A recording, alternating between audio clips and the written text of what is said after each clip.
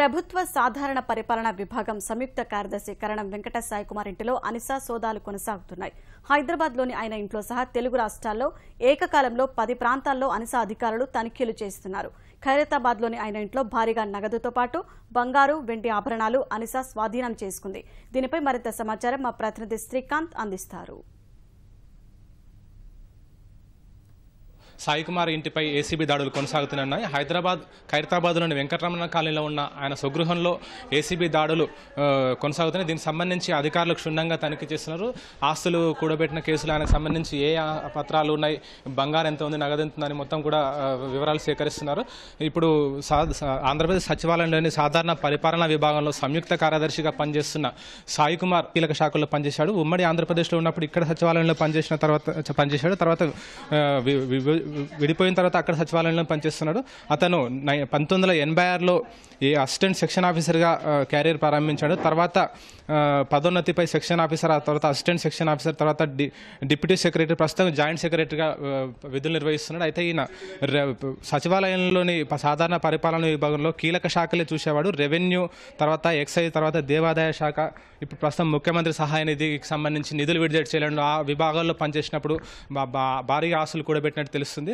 అయితే ప్రస్తుతం మనం ఇక్కడ చూడొచ్చు, వెంకటరమణ కాలనీలో ఆయన ఇంట్లో ఏసీబీ డీఎస్పీ రమాదేవి ఆధ్వర్యంలో దాడులు కొనసాగుతున్నాయి. ఇక్కడ భారీ నగదు పట్టుబడింది. ఇక్కడ 2000 రూపాయల కొత్త నోట్లు, 500 రూపాయల కొత్త నోట్లతో పాటు ఇక్కడ పాత నోట్లు కూడా మనం చూడొచ్చు. ఇక్కడ అప్పుడు రద్దయిన పాత నోట్లు కూడా ఇక్కడ ఉన్నాయి. దీనికి సంబంధించి కూడా వేరే కేసు నమోదు చేసే అవకాశం ఉంది. ఎందుకంటే రద్దయిన పాత నోట్లను ఉంటే కేసు నమోదు చేస్తామని ఇదివరకే ఆర్బీఐ హెచ్చరించింది, కేంద్రం కూడా హెచ్చరించింది. కానీ ఇతని ఇంట్లో మాత్రం తనిఖీలు చేసినప్పుడు రద్దయిన పాత నోట్లు కూడా ఇక్కడ 1000 రూపాయల పాత నోట్లు ఉన్నాయి, 500 పాత నోట్లు ఉన్నాయి. ఇవన్నీ కూడా ఏసీబీ దాడుల్లో వెలుగు చూసాయి. ప్రస్తుతం ఇక్కడ చూడొచ్చు, సుమారు ఒక అతి ఖరీదైన బంగారు ఆభరణాలు, ఇది ఒకటే దాదాపు 25 తులాలకు ఉంటుందని చెప్పి ఏసీబీ అధికారులు గుర్తించారు. ఇది బంగారు ఆభరణాలు మొత్తం డైమండ్స్ పొందుపరిచి బంగారు ఆభరణాలు రూపొందించారు. అంతేకాకుండా చాలా బంగారు వస్తువులు ఉన్నాయి. అంతేకాకుండా ఇప్పుడు ఫిక్స్డ్ డిపాజిట్ పత్రాలు కూడా ఇక్కడ దాదాపు 20 లక్షల రూపాయలు విలువ వచ్చే ఫిక్స్డ్ డిపాజిట్ పత్రాలు, శ్రీరామ్ ఇన్వెస్ట్మెంట్స్లో డిపాజిట్ చేసిన పత్రాలు కూడా ఇక్కడ ఉన్నాయి. అంతేకాకుండా విలువైన వెండి వస్తువులు పత్రాలు కూడా ఇక్కడ భారీగా ఉన్నాయి. వీటన్నింటి కూడా ఏసీబీ అధికారులు వీటి విలువ ఎంత ఉంటుందని కూడా క్షుణ్ణంగా పరిశీలిస్తున్నారు. అయితే ఇక్కడ చూడొచ్చు మనం, కేవలం బంగారు ఆభరణాలు, వెండి ఆభరణాలే కాకుండా విలువైన ఖరీదైన చేతి వాచులు కూడా ఉన్నాయి. ఇది సుమారు ప్రస్తుతం అతను సాయికుమార్ చెప్పిన ప్రకారం ఈ ఒక్క వాచ్ విలువనే 10 లక్షల ఖరీదు ఉంటుందని చెప్పాడు. అయితే ఇతను బహుమతిగా వచ్చిందా, కొనుగోలు చేసినది, ఇంకా దీనికి సంబంధించి పూర్తి వివరాలు సేకరిస్తున్నారు.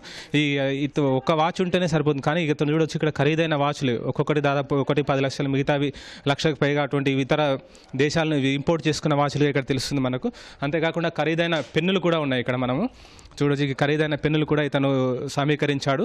అంతేకాకుండా అతి విలువైన కళ్ళజోళ్ళు కూడా ఇక్కడ అతను కొనుగోలు చేశాడు. ఇక్కడ సంబంధించి పాస్పోర్ట్లు కూడా ఉన్నాయి. వీటిని కూడా ఏసీబీ అధికారులు అన్నీ కూడా వాటిని కూడా పోగు చేసి వీటన్నిటి కూడా ఏమేమి ఉన్నాయి దీనికి సంబంధించి పూర్తి వివరాలు కూడా సేకరిస్తున్నారు. అతను ఎక్కడికి వెళ్ళొచ్చాడు, ఎప్పుడు వెళ్ళొచ్చాడు, దీనికి సంబంధించి ఇంకా ఏమైనా ఆస్తులు ఉన్నాయని కూడా మొత్తం కూడా ఏసీబీ అధికారులు సేకరిస్తున్నారు.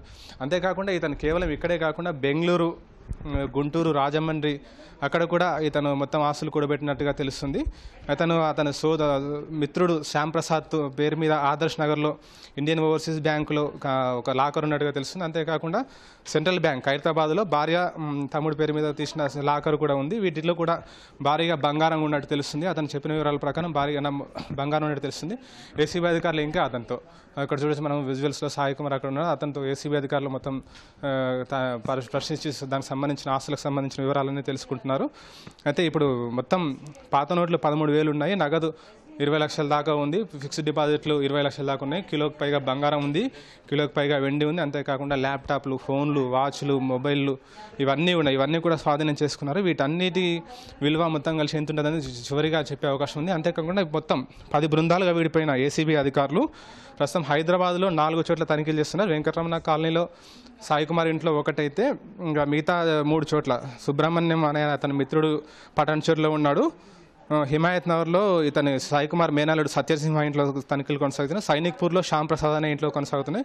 అంతేకాకుండా కడపలో 2 ఇళ్లలో, గుంటూరులో 2 ఇళ్లలో, రాజమండ్రి, బెంగళూరులో ఉన్న సాయి కుమార్ సంబంధించిన ఇల్లు, అతని బినామీలకు సంబంధించిన ఇల్లు, బంధువుల ఇళ్లలో కూడా దాడులు కొనసాగుతున్నాయి. ఖరీదైన మద్యం బాటిల్ కూడా ఇక్కడ ఉన్నాయి. వీటిని కూడా స్వీకరించి పెట్టాడు. అది విదేశీ మద్యం కూడా ఇక్కడ ఉంది. వీటిని కూడా ఇళ్లలో పోలీసులు స్వాధీనం చేసుకున్నారు.